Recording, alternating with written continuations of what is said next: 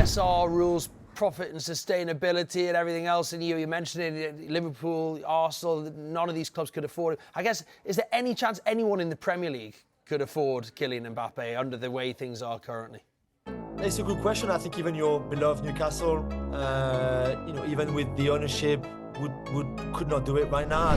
From a Sky Sports Eddie Howe exclusive on the potential move of Dan Ashworth from Newcastle to Manchester United, to Eddie Howe refusing fans' advice on Dan Burn.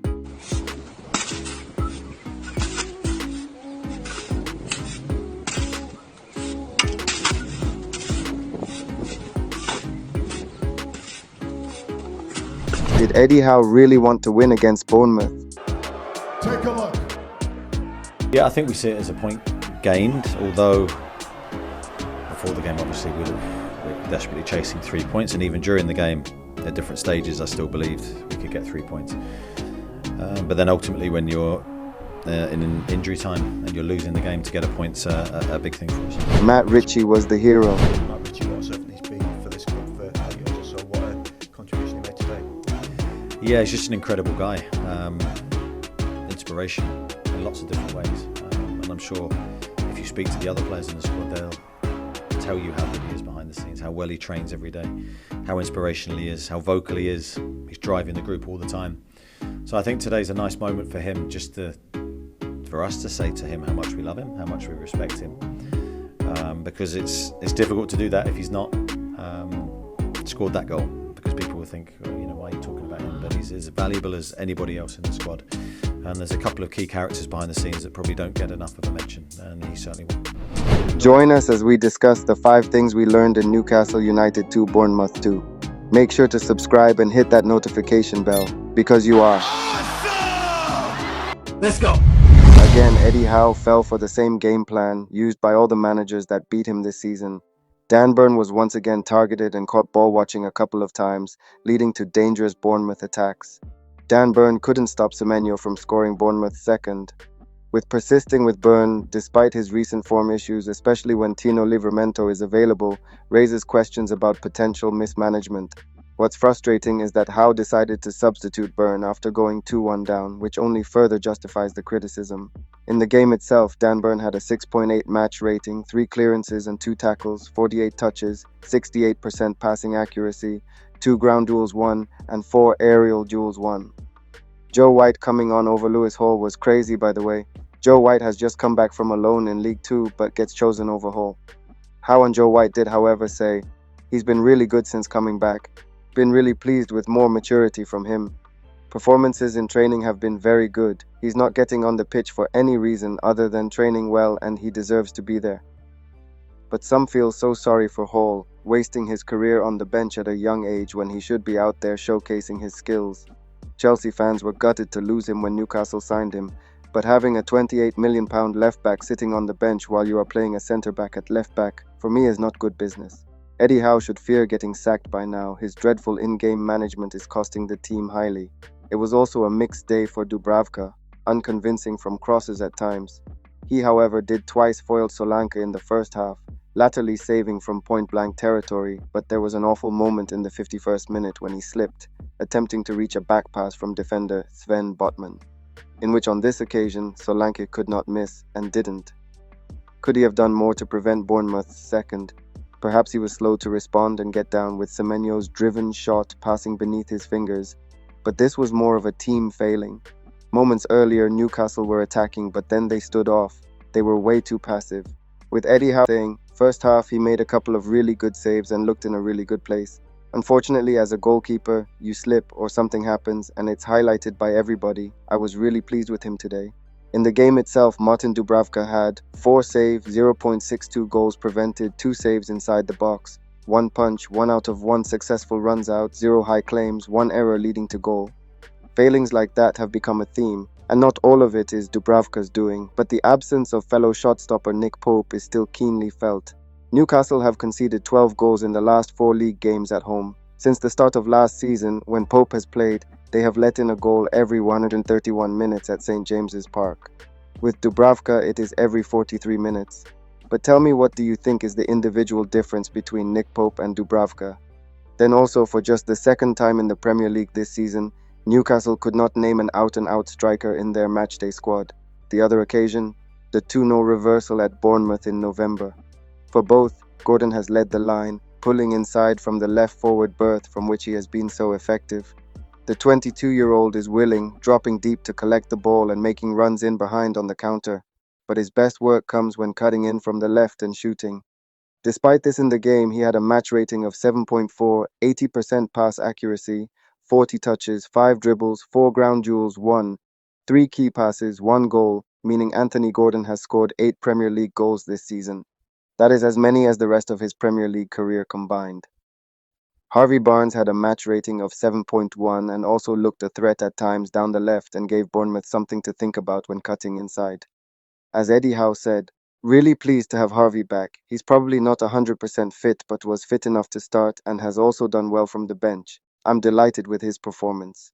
But for me, Miguel Almiron did not provide enough of a regular threat from the flanks. Although he showed plenty of energy down the right, he truly was wasteful and made poor decisions at key moments. Today, no Callum Wilson today, but you still found a way to score 2 goals.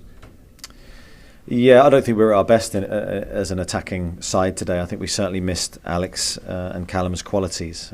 But I think Anthony, Harvey, whoever played that central position did well. I still thought we looked a goal threat throughout the game. I thought we could score at any time. Slightly unusual goals for us to see Matt Ritchie rise in the far post and get a header towards goals. Not something probably we planned pre-game.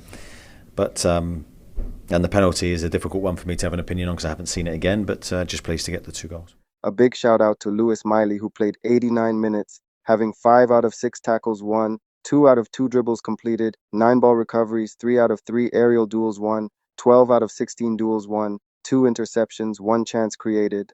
But it was Matt Ritchie who stole the show as he came on for Almiron in 90 minutes and scored with his second touch.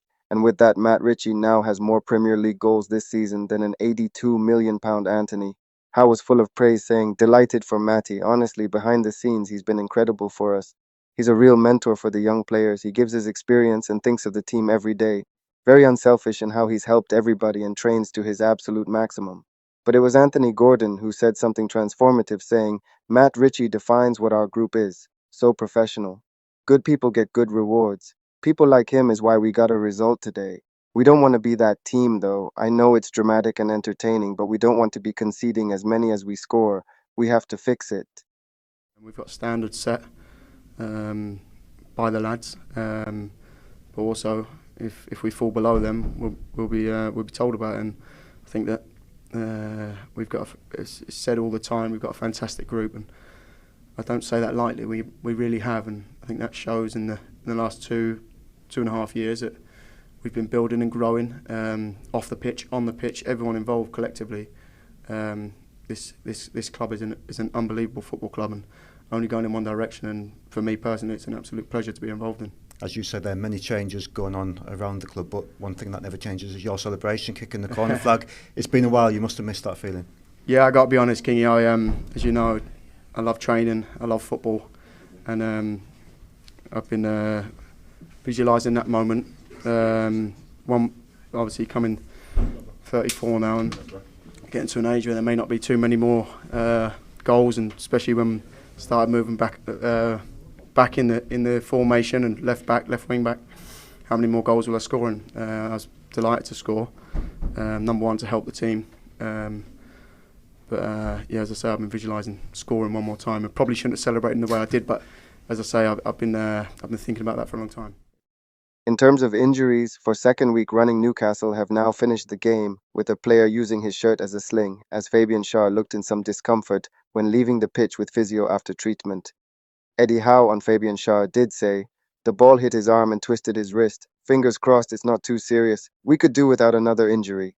While in an injury boost, Isak and Willock will be back in full training with the first team squad from Monday, and both should be in the travelling squad for Arsenal, barring any unforeseen issues. Then in a transfer update, according to various reliable sources, Dan Ashworth looks set for a move to Manchester United. Speaking to Sky Sports News ahead of the match against Bournemouth, Eddie Howe said, "Been in the news a lot, and usually with these things, that means something's gonna happen. But as we speak now, we've had no contact from anyone." Would it be your preference for something like this to be sorted out quickly, whatever the outcome is, so that it doesn't drag on? Yeah, it's quite an unusual situation. Usually there's transfer speculation on players. This is very different. Yeah, of course, I think we want, whatever happens, a quick resolution. How much of a blow would it be to lose such a respected figure and somebody in a senior executive role at the club working alongside you? Yeah, I think it's a difficult one, because I think when you're in that role, I think you need longevity to actually see the fruits of your labour. It's sort of a long-term position. And I think the people that have done it best in the Premier League throughout time have always had a period of real stability and able to, because change takes a long time in any football club to get those processes exactly how you want them to be. So, Dan's had a relatively short time here. So let's see what happens. As I say, as I sit here now, nothing's happened. With the structures and the staff that you have in place now at the club, how well protected do you feel you would be if you were to lose him, that it wouldn't affect you too much, at least in the short term, and this is not happening within a transfer window, for example? Yeah, I think football always moves on very quickly, and I'd say that regarding the manager's position.